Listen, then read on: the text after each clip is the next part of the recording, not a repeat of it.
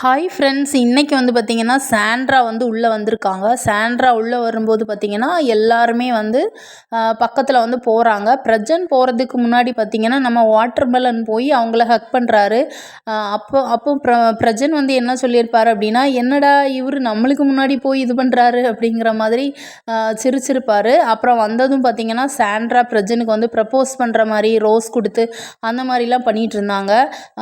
இருக்க தான் செய்யும், ஏன்னா ஹஸ்பண்ட் அண்ட் ஒய்ஃப் கொஞ்சம் பிரிஞ்சு இருந்திருக்காங்க. நான் வந்து இந்த 20 நாள் பிரிஞ்சு இருந்ததில் தான் எனக்கு வந்து உன் மேலே எவ்வளோ அன்பு வச்சுருக்கேன் அப்படின்னு தெரியும். அந்த மாதிரி வந்து சொல்லிகிட்டு இருந்தாங்க. அதுக்கப்புறம் பார்த்திங்கன்னா இவங்க உள்ளே வரும்போதே திவ்யா முகம்லாம் ஒரு மாதிரி தான் இருந்தது இந்த ப்ரோமோவில் காமிக்கும்போது. இவங்க இங்கே நிறையவர்கிட்ட வந்து நிறைய பேசி வச்சுருக்காங்க. அது எல்லாத்தையுமே சாண்ட்ரா வந்து சமாளிக்க வேண்டி வரும். அந்த ப்ரோமோலே பார்த்திங்கன்னா ரம்யா கிட்ட போய் வந்து சொல்கிறாங்க, இல்லை நான் வந்து உன்னை பாம்புன்னு சொல்லவே இல்லை அப்படிங்கிற மாதிரி சொல்கிறாங்க. உடனே ரம்யா வந்து பார்த்திங்கன்னா, இல்லை அதுக்கு ஆதாரமாக என்கிட்ட வீடியோவே இருக்குது, நீ சொல்லியிருக்க அப்படின்னு. லாஸ்ட்டாக வந்து நான் சொல்லவே இல்லை அப்படின்னு வந்து சொல்லிட்டு போகிறாங்க.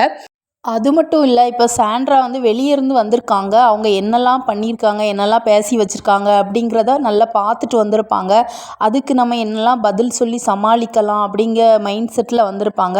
இன்னும் அவங்களுக்கு வந்து ஒரு பயம் இருக்காது, ஏன்னா பிரஜன் வந்து உள்ளே இருக்கார், எது வந்தாலும் அவர் பார்த்துப்பார் அப்படிங்கிற மைண்ட் செட்டில் தான் இருப்பாங்க. அப்புறம் பார்த்திங்கன்னா ரம்யா இருந்து பேசக்கூடிய இடத்துல அமித், சபரி எல்லாருமே வந்து இருந்திருப்பாங்க. அமித்துமே வந்து என்ன சொல்லியிருப்பாருன்னா, நான் இவங்களுக்கு ஆறுதலுக்காக இவங்க பக்கத்தில் இருந்து பேசியிருப்பேன், அதை கூட என்னை எவ்வளோ தப்பாக பேசி வச்சுருக்காங்க, சரி இதை விடுங்க, இனி இதை பற்றி பேசி வந்து நம்ம மைண்டை வந்து நம்மளே அப்செட் பண்ணிக்க வேண்டாம் அப்படிங்கிற மாதிரி அவரும் பேசியிருப்பார். சாண்ட்ரா கனியையுமே வந்து என்னெல்லாமோ பேசியிருக்காங்க. அவங்களுக்கு வயசு அவங்கள மாதிரி நான் என்ன கிளவியா அந்த மாதிரியெல்லாம் சொல்லியிருக்காங்க. அப்புறம் வந்து எப்ஜேயை பற்றி பேசியிருக்காங்க.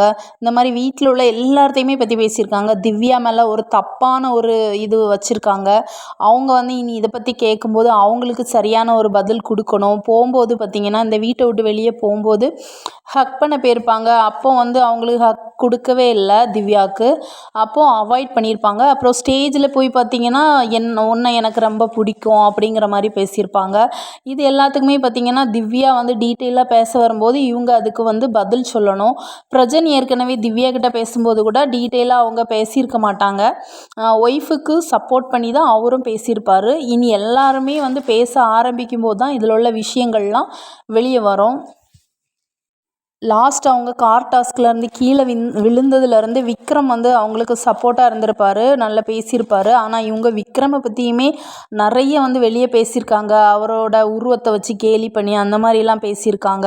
சுபிக்ஷாவை பற்றி அவங்களுக்கு டிவாமிட்டிங் டேப்லெட் கொடுக்கணும், அப்புறம் வந்து ஒரு நாயோட பேரை வச்சு அந்த மாதிரியெல்லாம் பேசியிருக்காங்க. ஆனால் கனி வந்ததுமே பார்த்திங்கன்னா விக்ரம்கிட்ட சொல்லியிருப்பாங்க, நான் வந்து சாண்ட்ரா கிட்ட இதை வந்து கேட்காம விட மாட்டேன், என்னை பற்றி என்னெல்லாம் சொல்லி வச்சுருக்காங்க அப்படின்னு வந்து சொல்லியிருப்பாங்க.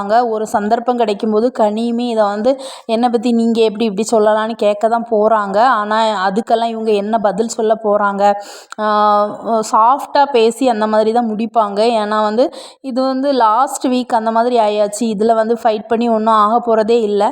எல்லாத்துக்குமே சாண்ட்ரா மேலே ஒரு கொஸ்டின் இருக்குது, இவங்க நம்மளெல்லாம் பற்றி சொல்லியிருக்காங்க அப்படின்னு.